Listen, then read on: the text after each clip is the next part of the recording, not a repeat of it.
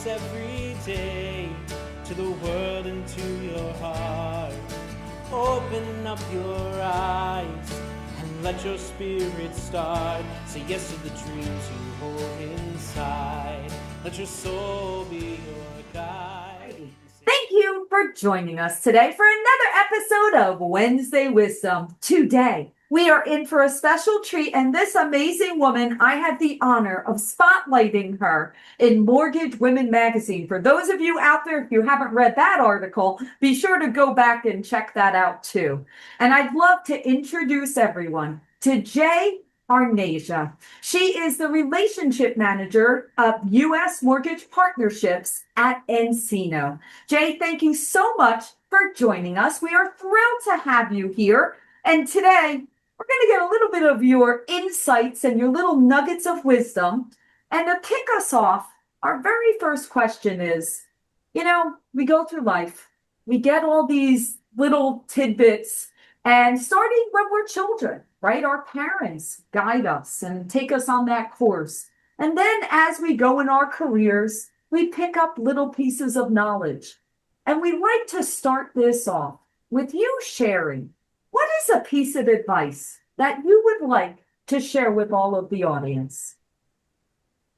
Thank you, Laura. Thank you for having me. Yes, I will say your rendition of the Mortgage Women magazine cover was really, really so well put together. I was quite honored to be on there, but just the process that was so simple, and just me being at such ease talking about what my experiences have been was incredible. So thank you again for that. It was really a great experience for me. The process was. Advice, I do think about it. And it's really, I've held on to this one phrase. I didn't come this far to only come this far. It's a constant for me. I am in a personal or professional life, and professional specifically, because all I've done is mortgage throughout my career. And I've always thought, how do you evolve? And how does the mortgage process evolve? And you always think you get to a certain point and you say, well, I did this in mortgage. What else is left? What else makes the journey better for the end consumer? There's so many moving parts, income, credit, asset, property, regulation, all of this. And I always think, okay, you didn't come this far to only come this far. There's more work to be done. So what's the next work you're going to do? And that's what brought me to this new role in April at nCino. It's very different from what I've done in the past.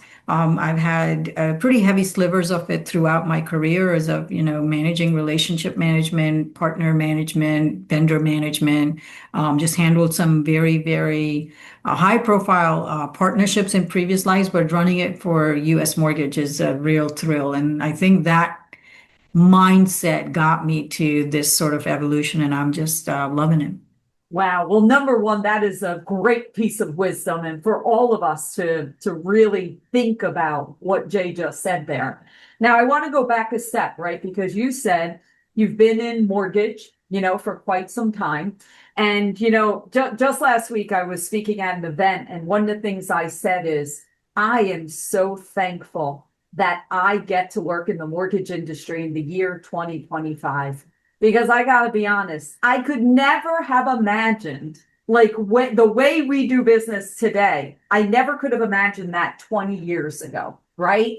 And so I want to ask your thoughts on that, right? We've used the word evolution, right? And adapting and change. So tell me a little bit about, this journey that you've come through and what you've seen in the experiences. How do you feel about all the change that's happening within our industry? Yes, I do think about it a lot. I come from a time, people have come from in before that time, where I had the thumb covers, and I would flip so much paper in the day, I would have paper cuts on every finger. That's a true story. Others do too, right? But coming from that to seeing you can have an absolute paperless mortgage, and being part of that journey to say, like on the nCino platform, you can go from origination to processing to closing, and you could unless there are just certain parts where, you can't, the borrower doesn't want to have some electronic experience, you could go through the whole process in a paperless manner. I know we have done so many paperless closings in that process. So just the evolution of partners that have come into play in mortgage that allow us, as we partner with them, to have that experience is simply amazing to me. That you can have a paperless mortgage, you can do everything on your phone app, unheard of 20 years ago, unthought of, right? Not fathomable 20 years ago, but that's where we're at. Along with that, I always used to view cycles as 5-6 year cycles at least, or 3 year cycles. It was a first. And like you say, I'm like, wow, grateful to be seeing this in 2025. I think between 2020 and 2025, we have seen 4 or 5 mortgage cycles. What used to be, you're going to see it every 3-4 years. We saw a new one every year.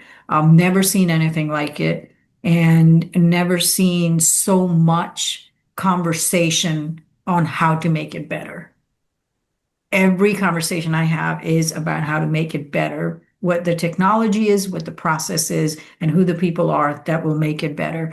So yeah, being able to see it in its entirety come to this, and really being able to look at, wow, where we will head, the possibilities are limitless. Looking at new generational people buying these homes. Yeah, it's pretty interesting to have seen everything, built some of the solutions that allowed us to go paperless, observed other solutions, been a part of all of that, is really grateful. So let me ask you a question, and I agree with you until you said it about the cycles and how things have sped up, especially, after COVID and after, so many things were forced to change, right?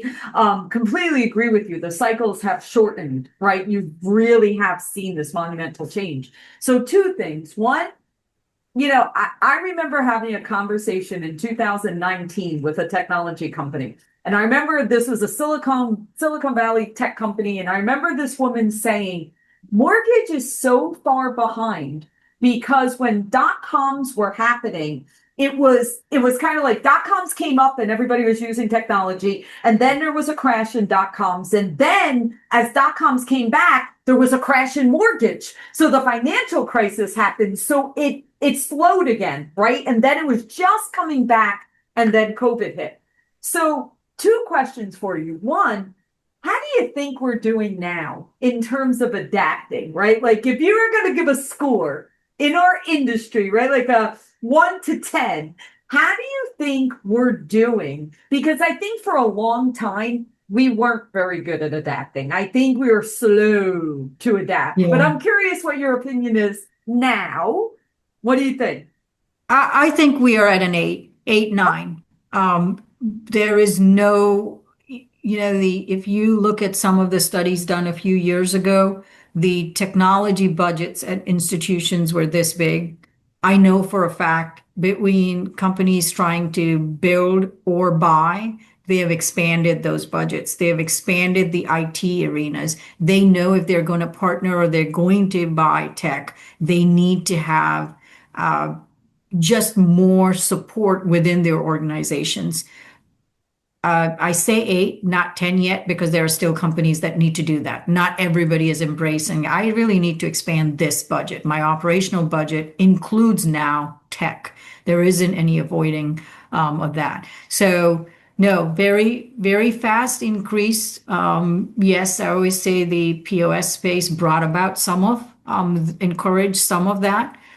It was pretty like, it's in your palm. You're going to use it.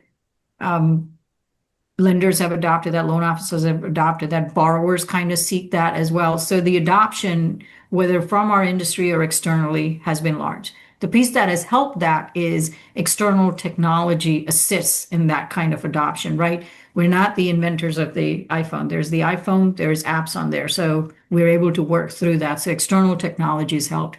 There is a huge influx of roles that did not exist in mortgage long back, developers. You didn't hear of development in mortgage as in a software development. You didn't hear of product managers in mortgage. That's actually a career. You're a product manager within mortgage. It is. So those types of things going up really make me think like, yeah, we're at an 8. We are not, nobody's saying, I want to go close everything in paper. Now we're closing in paper because we have to, borrower can't do it, company can't do it, something didn't work. But yeah, we're I would say doing pretty well.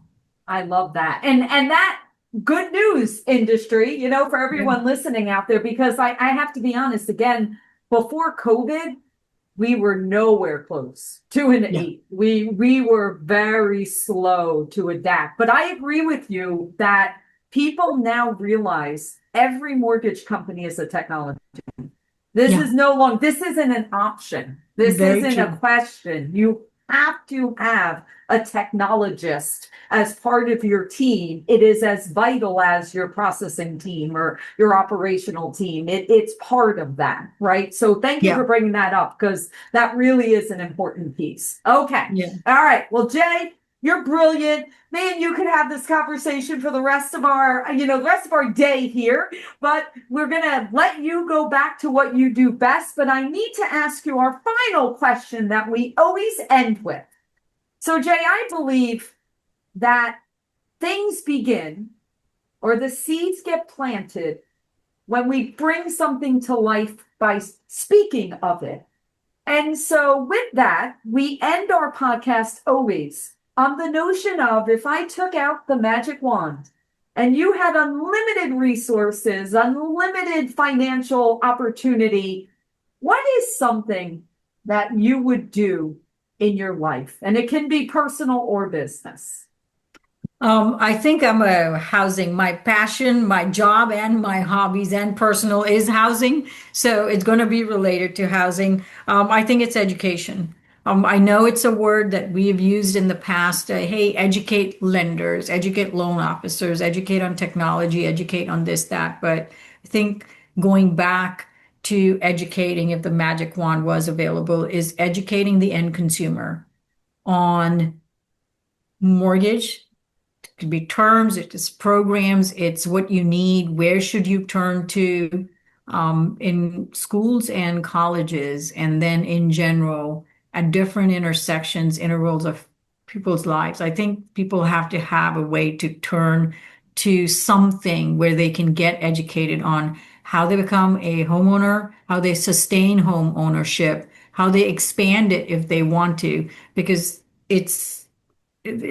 not everybody's goals are the same. So how does it align to your goals? Some people want to have 3 homes. Some people want to have rental property. Some people just want a primary residence. And it all is part of your life, your dream. And how do you get educated on what tools do you have to achieve your goals?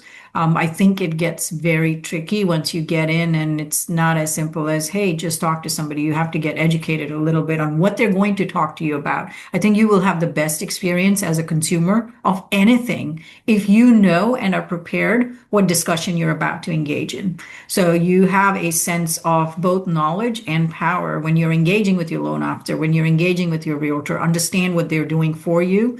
You're happier, and the interaction will be really great. So I think education probably is going to be, specifically to mortgage, is probably the charm. You know, as you're speaking, I'm kind of applying it to, when I went to get a financial advisor, as you're making decisions for the rest of your life, right? And you have goals and dreams and legacies that you're working on.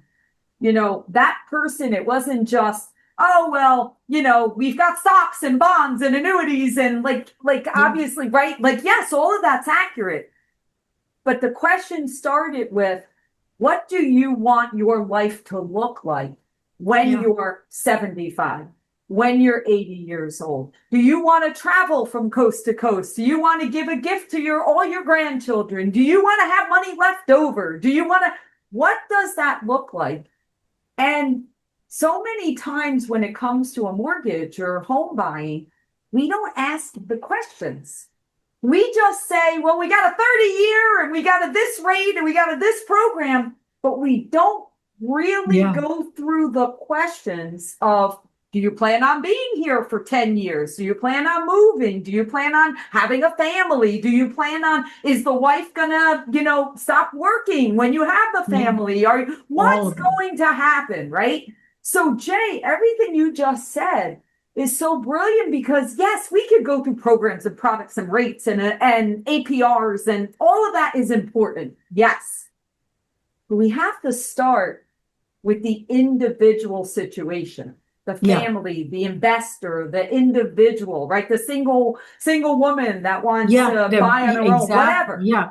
Like know what you're getting. No, yes, we have know before you pay. You have to understand what the payment shocks are Of going to course. be. But before you get there, how do I know that I ask all the questions that prompted the realtor, the loan officer, the processor, whoever's talking to me to answer those questions because it is a lot. Understanding what all these different terms mean, what programs mean, just starting there. Yeah, I think that would be rewarding. The magic wand that comes out with everything that would be rewarding. And just doing that, with just some of the folks I've gotten to know so well, you, others, there are all these opportunities. And I think it will help the people that are in mortgage, the loan officers and the Agree. processors and the realtors, because they will be getting, a different type of consumer who's not just shopped or looked at things online. But Well, Jay, I hope to see that day. I can already feel the little seed growing from what you just said, because if nothing else, we can all come together, the people that we are so passionate about the mission that we do in this industry. And, if you start that movement, it will always grow. So Yeah. thank you for sharing. I'm honored that you took the time and to join us and to share your wonderful wisdom. And Jay, please share. How can people learn more about you and nCino and share that with us?